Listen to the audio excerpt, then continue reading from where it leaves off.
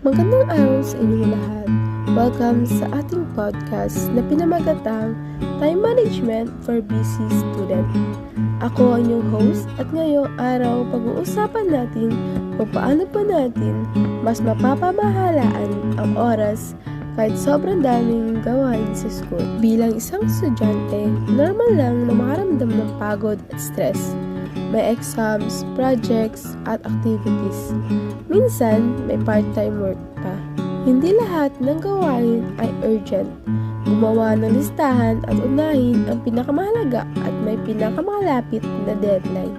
Kahit simpleng planner o note sa cellphone, malaking tulong ito para makita mo kung saan napupunta ang oras mo. Maglaan ng specific time para sa pag-aaral, pahinga at konting lipangan. Alam natin na malakas makaubos ng oras ang social media.